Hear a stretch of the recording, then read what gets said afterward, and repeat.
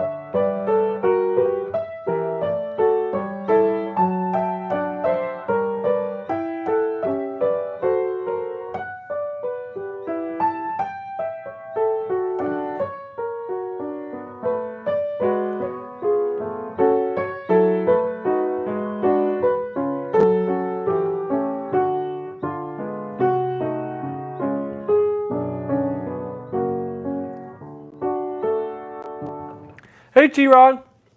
How you doing?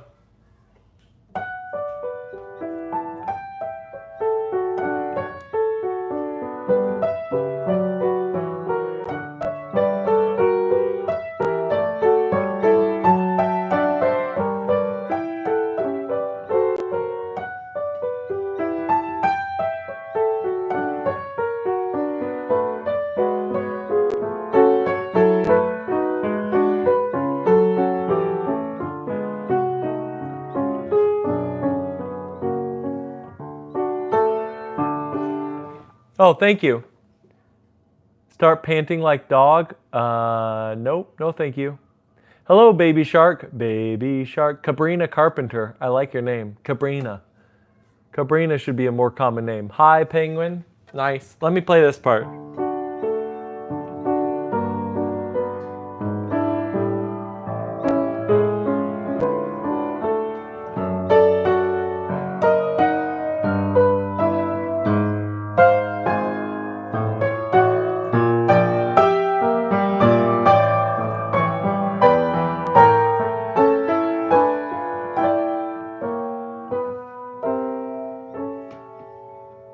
Thank you. Thanks so much.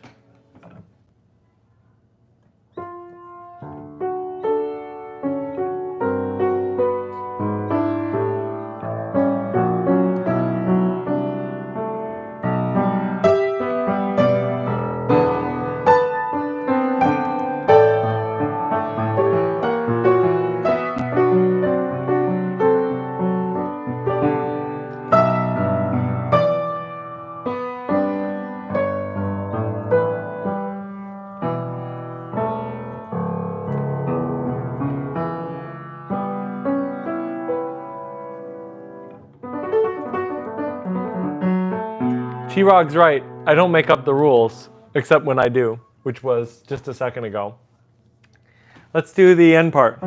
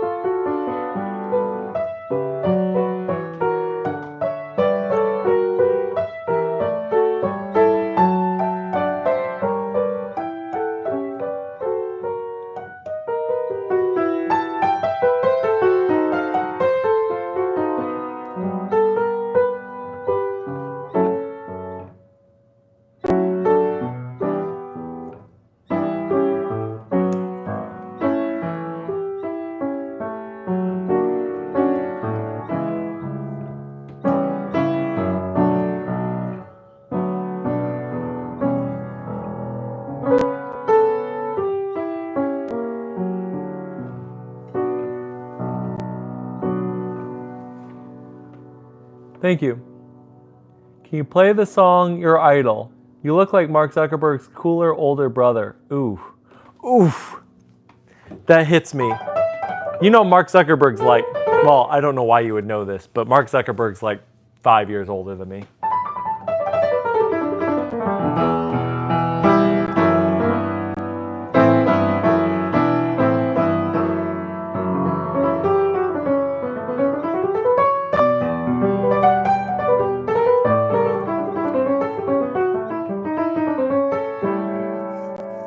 What about some fantasy impromptu?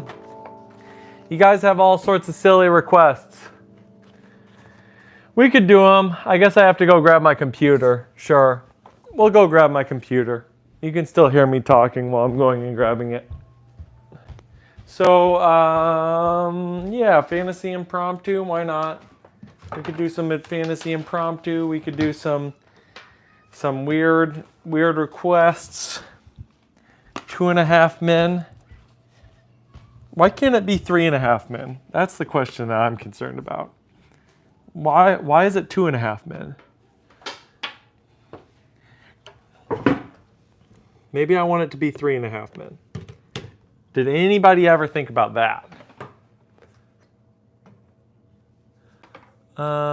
Your idol. Your idol? Okay. Let's see.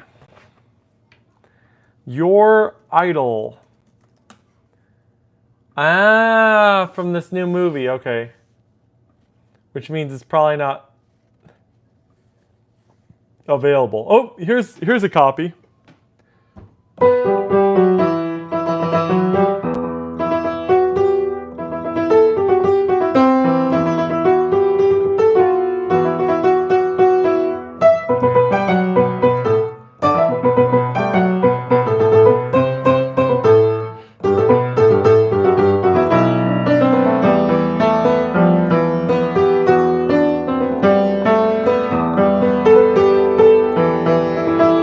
I've never heard this before in my life. I'm just playing random notes that are on a page in front of me. So let's try it again. Ya da da da da.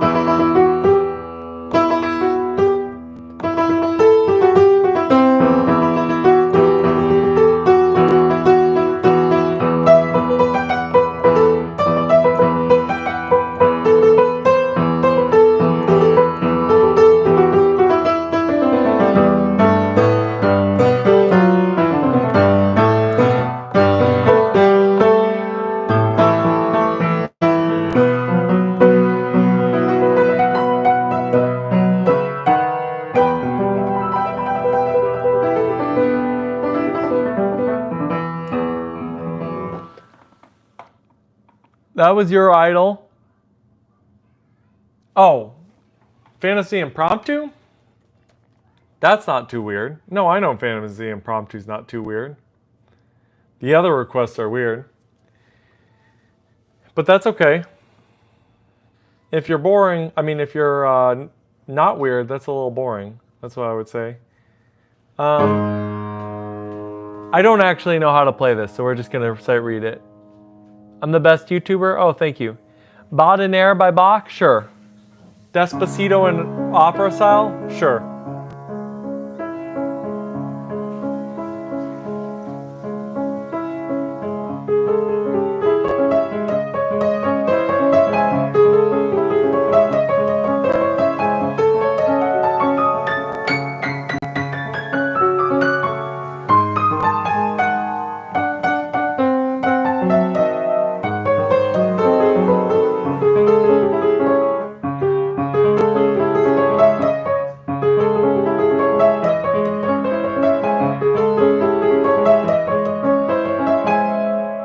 There you go. There's your fantasy impromptu. How does it feel? How do you like it? Let's see.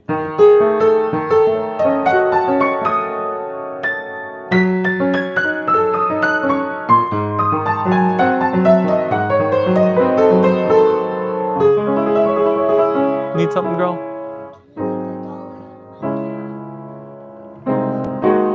Just remind me when we're ready to go. I'll get it for you. Or you can get it. How to become as good in sight reading as you. Cool videos? Oh, thank you. Baudelaire by Bach, we'll pull that up. Yeah, we can talk about how to get good at sight reading. I actually made a video. Yeah, I saw your video today.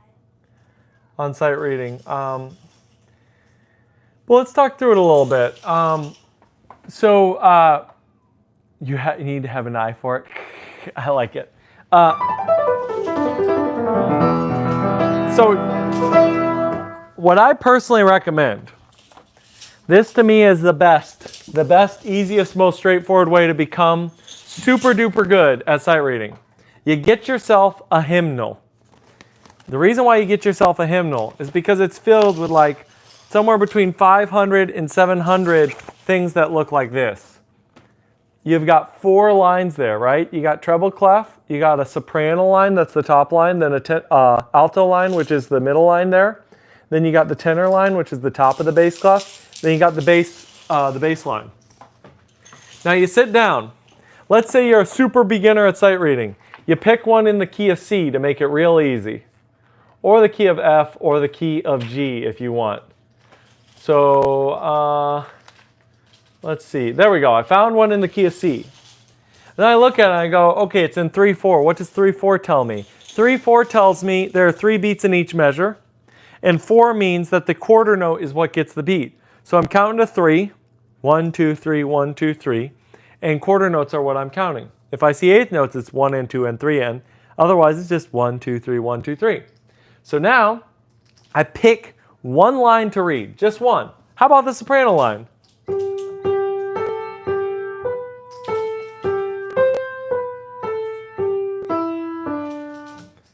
First 4 measures, not too bad.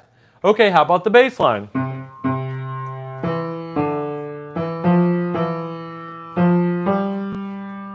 Lovely. Now, that maybe is too easy for me. Put the hands together. One hand playing soprano, one hand playing bass.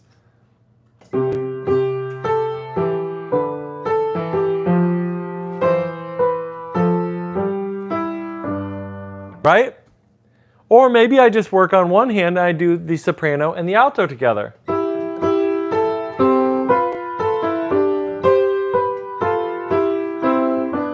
Or the tenor and the bass together.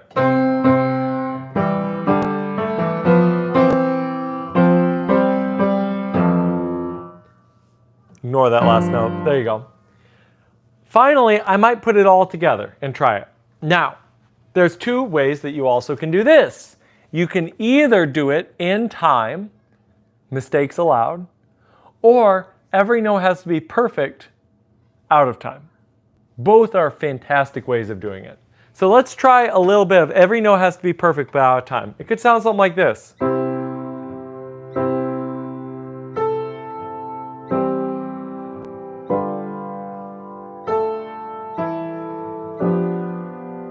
You see how crazy it is? Can you play I Ain't Mad at Ya? Nope. Obviously you're pissed. So that's one way. And then the other way that you can do it is you can do, again, in time, wrong notes are okay. But you have to keep going. Prioritize the melody.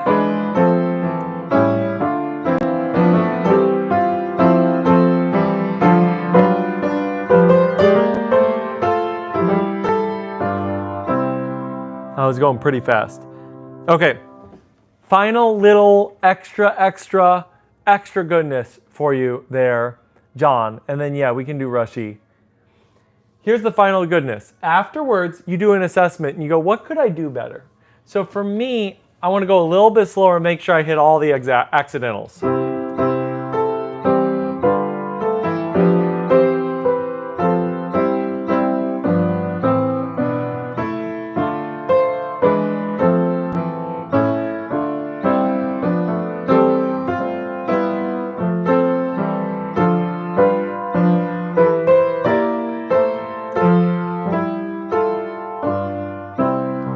It's a very interesting hymn.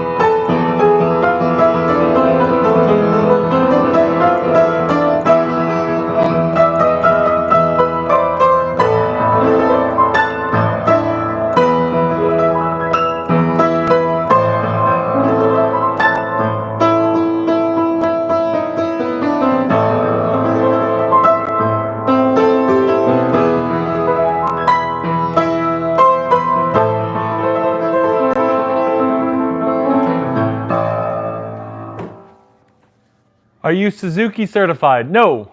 No, I'm not. That was Rushy with a little bit of Beethoven in it.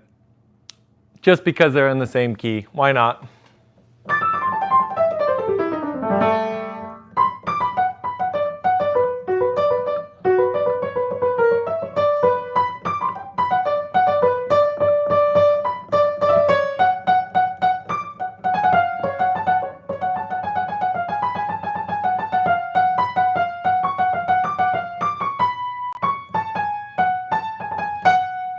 Interesting. Yeah,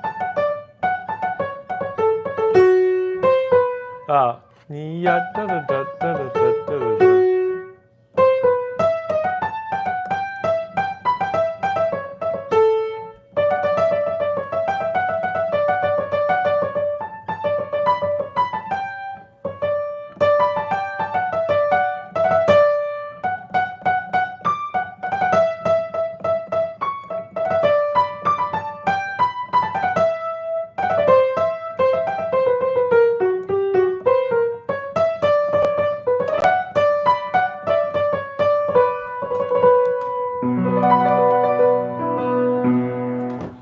Have you heard about the Suzuki certificate? Of course I have. Yeah, I know all about Suzuki. We had to study Suzuki as part of my degree because we do a methods class. Wait. Hey, Blade Runner, what am I waiting on? So yeah, we do a, when you go to school for piano performance, one of the classes you have to do is a methods class. Dance of the Little Swans. I can do Dance of the Big Swans. I can do Dance of the Slightly Overweight Swans. But Dance of the Little Swans, oof, it may be a little too challenging. We'll see. Said hi. Hey, Butler Tattoo. Hello. Yes, Suzuki, Dance of Death. We could do Dance of Death. You're talking Dream Theater, right? No, I know. I'm giving you a hard time, Blade Runner. I'm giving you a hard time. So Suzuki is a really great, really, really great method. I have studied how to do it, but to get actually Suzuki certified is very specific things. Iron Maiden actually, nice. So many different songs called Dance of Death. Yeah, originally Studio Monroe. I'm pretty sure that's the original one, Totentons. Yeah, I know, it's a method, yeah. It's a very specific method. But what do you mean there's a method? Basically, Suzuki is a piano method. So when we talk through how to educate piano, we call them piano methods. So it's a methodology. It's basically a practice of how to teach.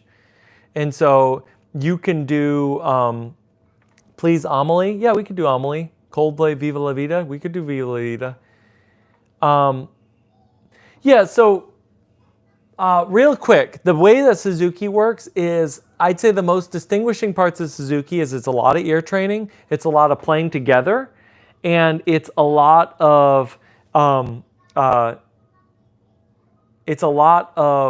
basically reinforcement and memorization, which you compare that to, I'm a pretty big fan of using Faber for teaching. This method is a lot more sight reading. It's focused. And so I'm really, really quite obsessed with the benefit of sight reading. So I'm kind of almost in the opposite world as Suzuki. Now, does that mean that this is right and Suzuki's wrong, or I'm wrong and Suzuki's right? The answer is absolutely not. It's going to work better or worse for different people. I'd say the biggest insight of Suzuki is forcing parents to stay for the lesson. Because if the parent understands what the student is supposed to do, you're going to have so much more success as a teacher. All right, we're going to do Dance of the Little Swans, and then we'll do some other stuff. Rachmaninoff Prelude in C sharp minor? Sure, why not?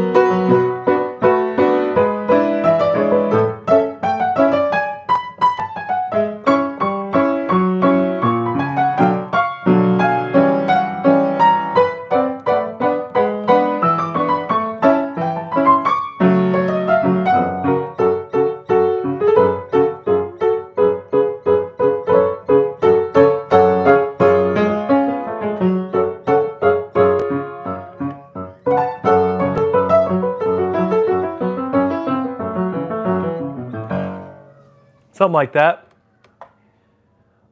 New to piano, which brand do you recommend? Are you talking about which brand of... are you talking about which brand of piano? Because if you're talking specifically pianos, Kawai, Steinway, Yamaha, all amazing brands. Baldwin, amazing brands. Of course, Blade Runner. But if you're talking keyboards, Yamaha is really good. Roland is really good. It really just depends on what you're getting yourself into. I would say download a tuning app on your phone. Understand how to find whether the notes are close to 440, and go to, yeah, we'll do Merry-Go-Round of Life, that's fine. And then go to Craigslist or Facebook Marketplace and look at used pianos, if you have the space. Otherwise, just get a keyboard. We're catching up, guys.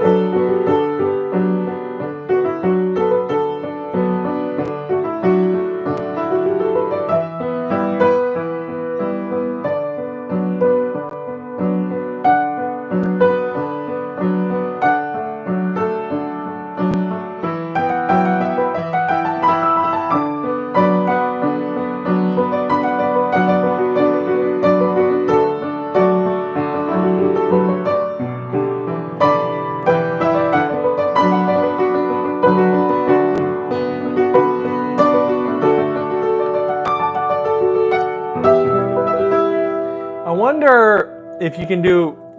Nah, Viva La Vida is a little differently. I was thinking of a different song that you could probably go right into it from. All right, here's a little Viva La Vida for the...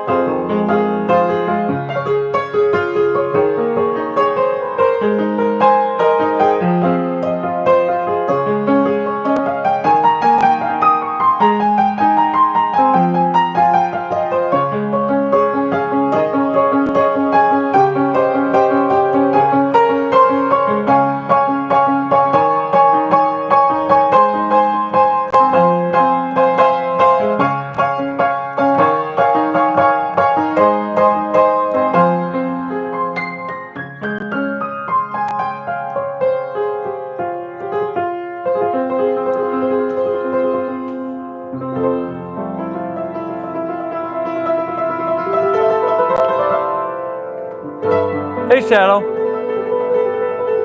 You have a keyboard? Nice.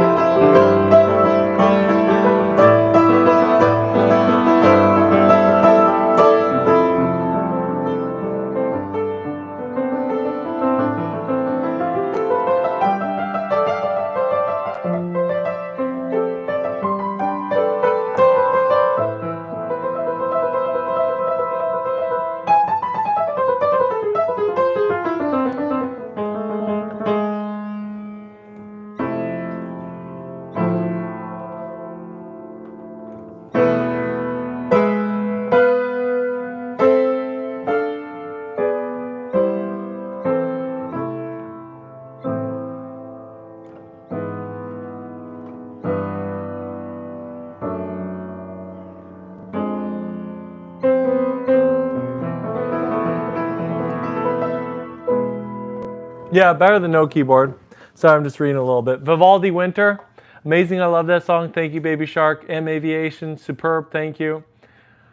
I have a 61 key Casio tone, but in the middle C is in a weird spot. You know, you can change. You can transpose where middle C is. Not that that helps you a ton, but you could at least put it slightly different if you wanted.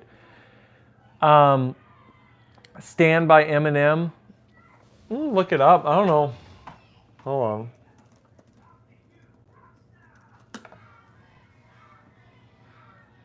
Oh, cool. There actually is music for Stan. Okay, sure. Why not? All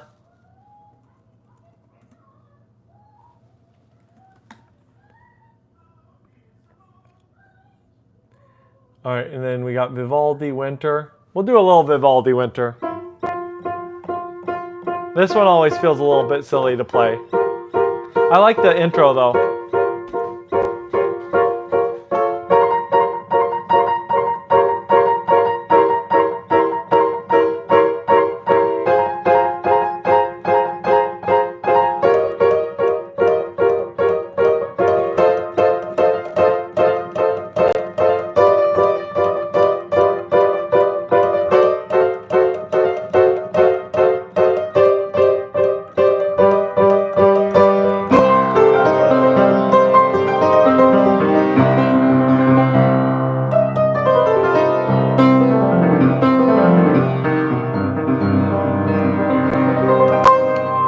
And it's like,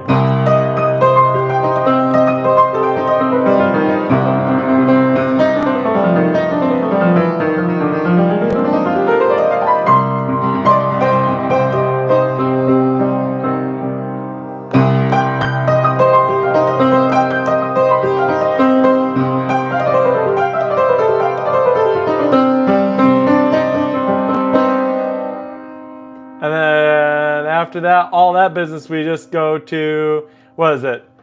We'll skip to my favorite part.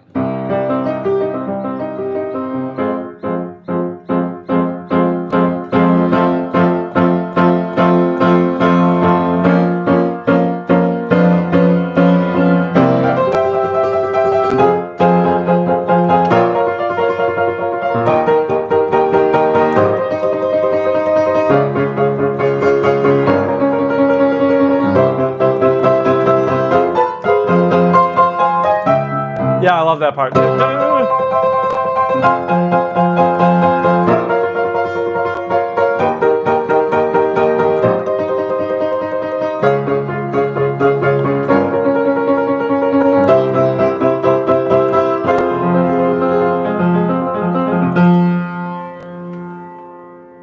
Oh, Canon D? Sure. Yeah, we'll do a Baby Shark. Oh, thank you. Just mess around with things. We'll do Canon D. Yeah, we'll throw a merry-go-round. Can you do merry-go-round of life? It's the hardest song ever written, so I don't know. I don't know. Listen to these notes. Doesn't that sound just so challenging?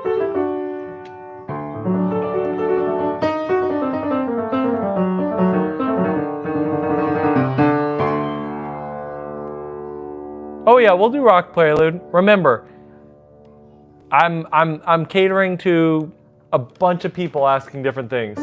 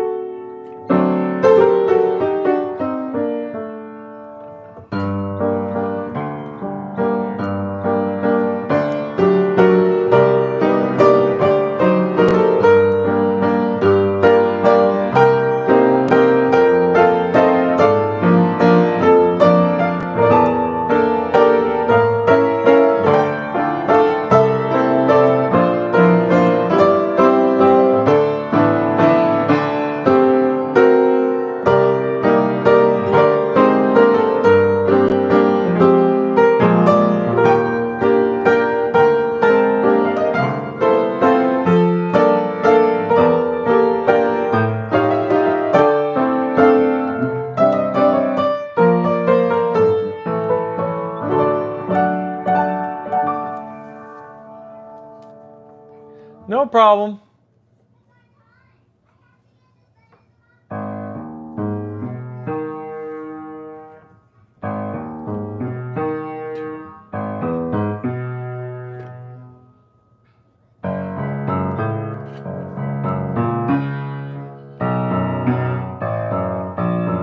Okay.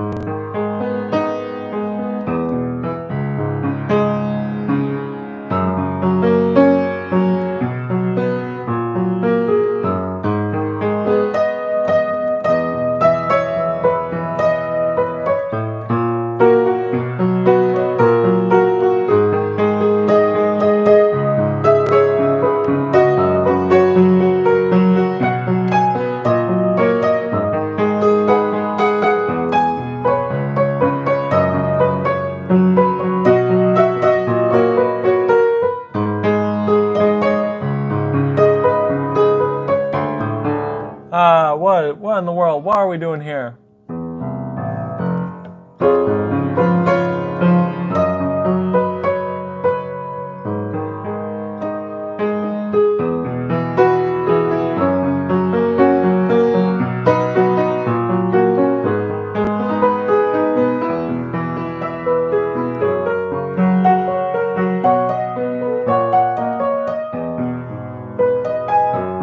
Hey, Fat Batman.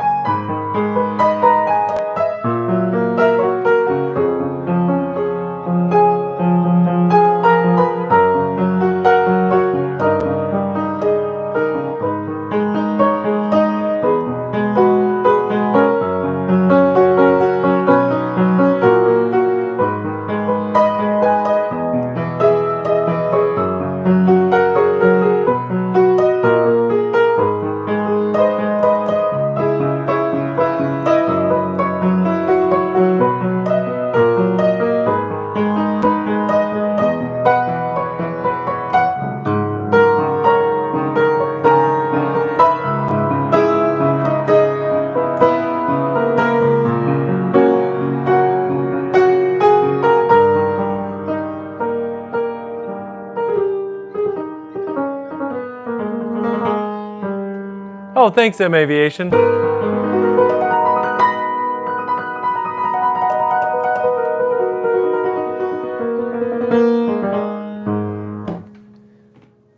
Thanks. All right. Yeah, someone said rock.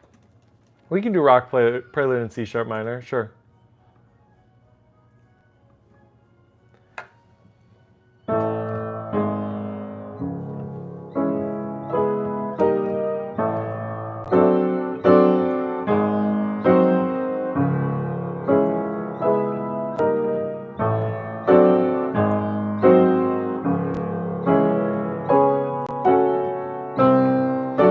No.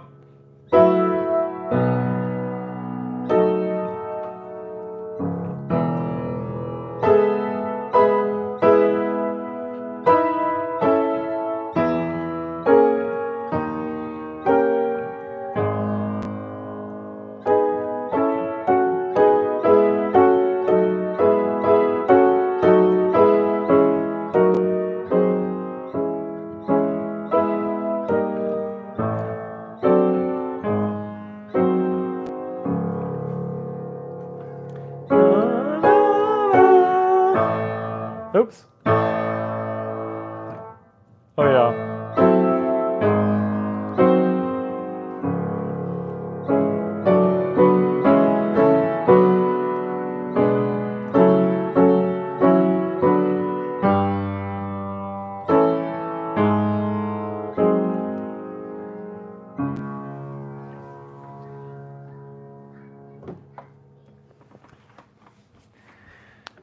Thank you, family. Fuzguru, yay, awesome. Do you happen to know Chopin's Winter Etude? I like the double winters. You know, we got to make sure it's really winter. Yeah, let's look at that real quick. I don't have a ton more time. I almost looked up your username instead of Chopin's Winter Etude.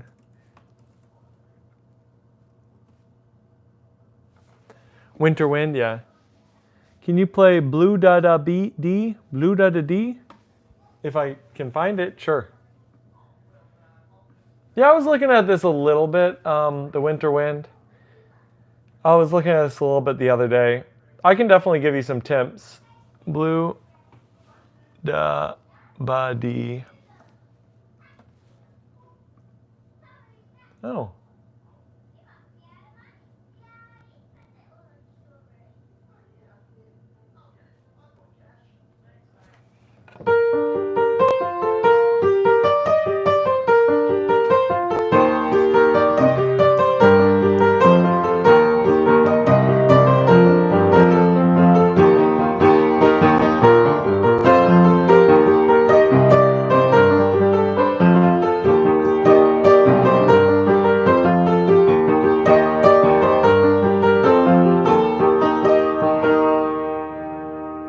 Oh yeah.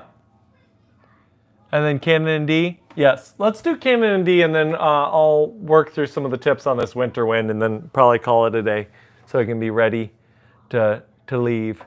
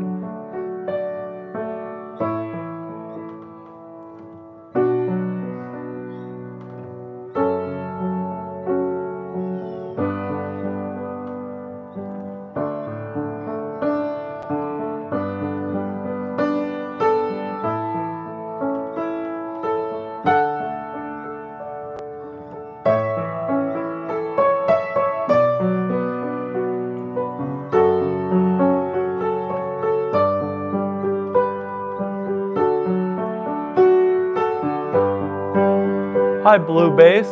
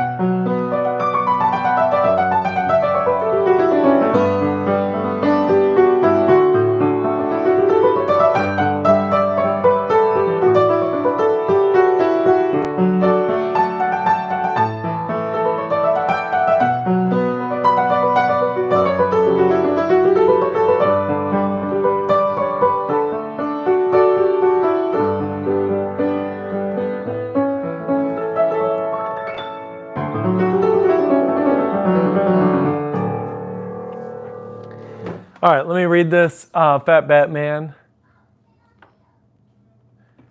Because it seems that as I practice more and more some parts, I get better and others get worse.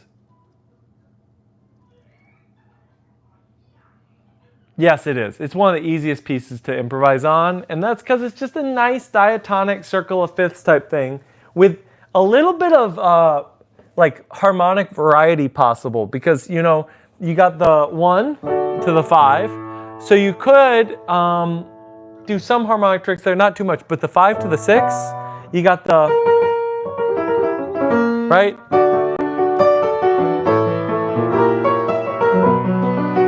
which is a lot of fun. Then the 6 to the 3, which that, you're probably not going to do too many tricks there. If you want to turn it jazzy, you can add in the... And then when you're on the 4, which the 4 you can, of course,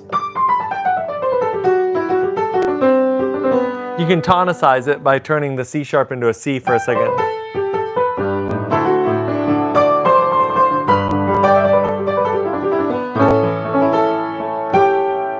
So there's just so many cute little tricks you can do on that piece. Okay, let's talk through Winter Wind a little bit. So the first thing I want to say is, Fat Batman, you're not alone. This is normal for learning hard pieces. In general, when you learn hard pieces, you get better at some things and then it gets worse at others. But there are tricks you can use to stop that. The first I would really, really recommend is make sure that the gains that you're getting are solid and they're confident. Now, what do I mean by that? When you're doing a big etude like this, it's easy to fool yourself into thinking that you can play it before you actually can hear it. Let me say that again. It's easy to fool yourself into thinking you can play it before you actually can hear it. So I would say the biggest first thing you need to do is sit down and go, what was it?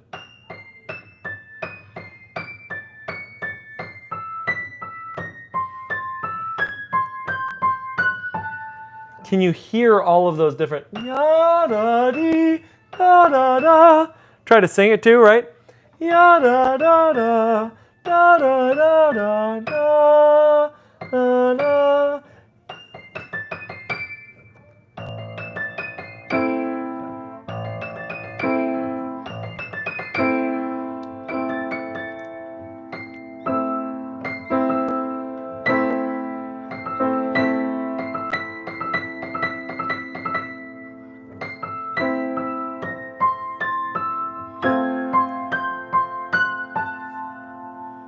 So what you're really trying to do is you're trying to make sure your ears are engaged.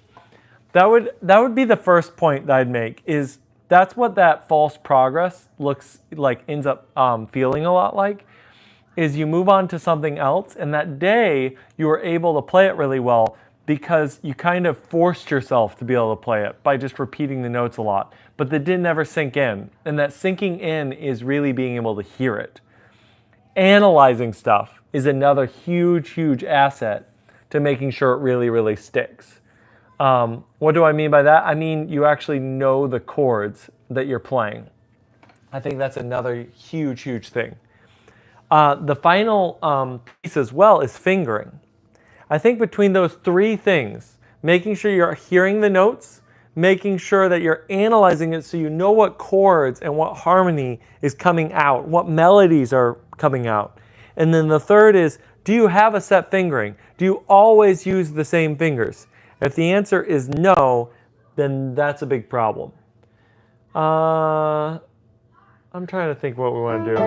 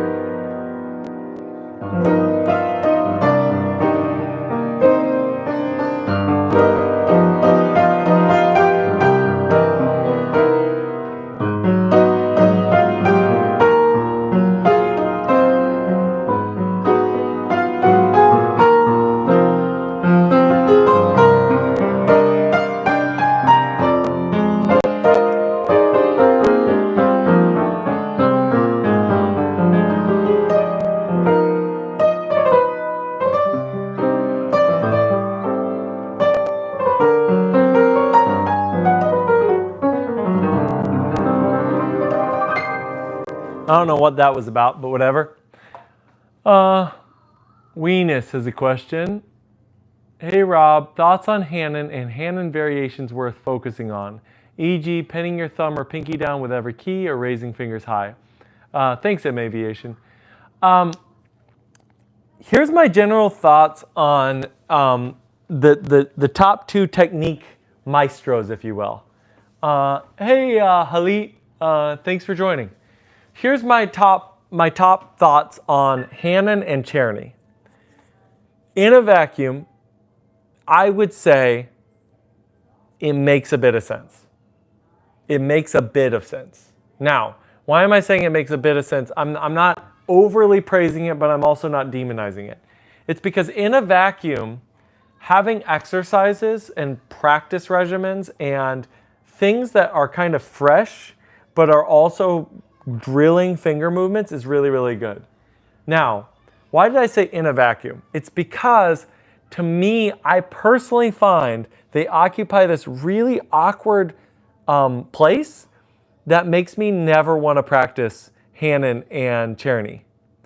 Oh, thanks so much. Hi from the United States, from Turkey. That is awesome. And thanks for enjoying watching. Everyone is welcome. I love doing a bunch of random variety of stuff, as you probably can see from the channel. So anyway, let's get to this. Why am I saying Hanon and Czerny in the real world are in a weird place? Here's the reason why.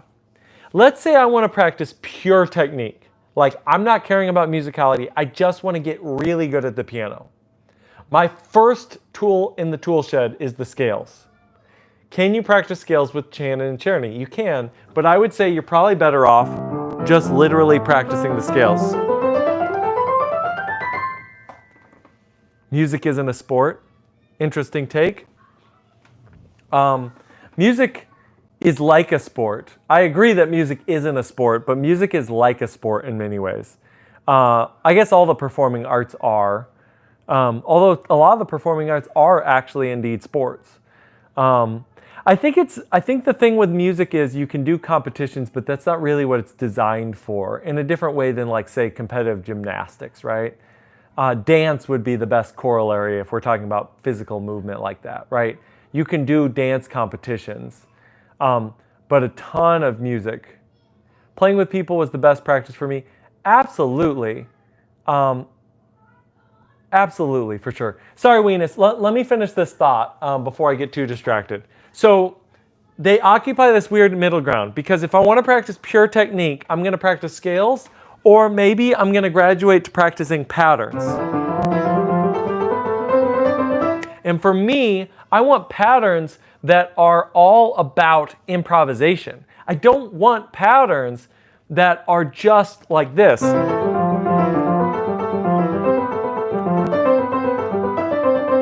Is that a fine pattern to practice fingers? Yes, it is. But here's the problem with that pattern. Like, listen to it in the context of improv.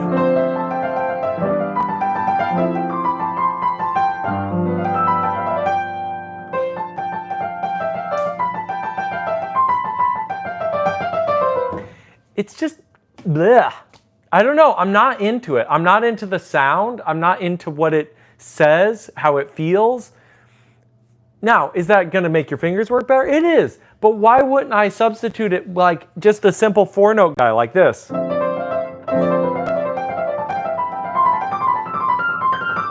Right? Do that in any key, right?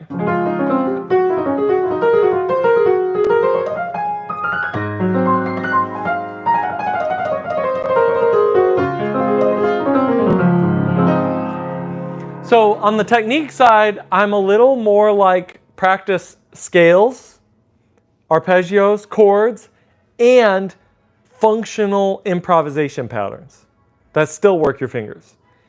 And then on the musicality side, I'd way prefer to do Brahms exercises or etudes or real pieces, because those are going to serve your musical purposes so much better. So again, Weenus, I've practiced Hanon and I've practiced Czerny before. But I find myself gravitating much more to Brahms exercises. The Brahms exercises are incredible for playing and working on music. I find myself gravitating towards playing real pieces for working on technique, etudes for technique. So hopefully that kind of answered your question a bit. I wanted to learn piano one time, but I couldn't do it because I couldn't have enough time, I think. Okay, I kind of want to actually answer this a little bit, Halit, for you.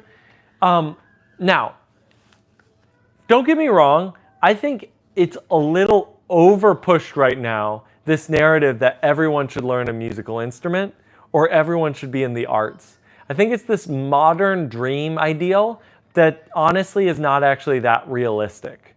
The truth is, in the modern world, there is so much access to everything. Brahms, Brahms, the composer. Brahms exercises, sorry, I talk a little bit weird. Brahms, and then etude, E-T-U-D-E, or etude, etude. Man, my accent is causing problems. Well, I don't know. I make a living off of paying attention to social media trends and consulting on it. So potato. Yep, there you go. Well, take the A out before the S, and you're good. Halit, think about it this way. Kind of organize your life into what you have to do and what's a priority for you. And then see if you can't carve out 10 minutes. If you can carve out 10 minutes and you have an instrument, you can learn how to play the piano. And that may be what you really want to do. Now, again, though, it's all about balance and all about different things. Like, if you were telling me you love to read, and you were telling me that you love to play tennis, and you love to socialize, and then you've got your work or school or whatever you're up to, I may be like going, hey, as much as you want to play piano, maybe actually it isn't the right time. Because that actually sounds like a very full life and a fun life. But if you're telling me, like I think so many people in modern times, this is the big issue with modern times. And Fat Batman does have a point here, which is a lot of us feel like we're busy because we spend so much time absorbing information in other people's lives through the internet. And all you have to do to gain back your time is literally put your phone down. The moment you put your phone down, you realize, oh wow, I actually have quite a bit of time. It happens to me. It happens with everybody. For me, a lot of it is like podcasts and YouTube videos because I'm learning so much. And I kind of get addicted to learning. And I'm like, this is so much fun to learn. But then I don't actually practice things. I don't work on things. And there is that part of that internal discipline to be able to make things happen. All right. I need to get rolling because I got a couple more things to do before I leave for the night. Well, not leave, but go do some work. So, you guys are awesome. Everybody have a good rest of your day. We may be able to start being more consistent with this. I finally got my game out there and all sorts of other things. So subscribe, follow. It super helps. Until next time, peace out.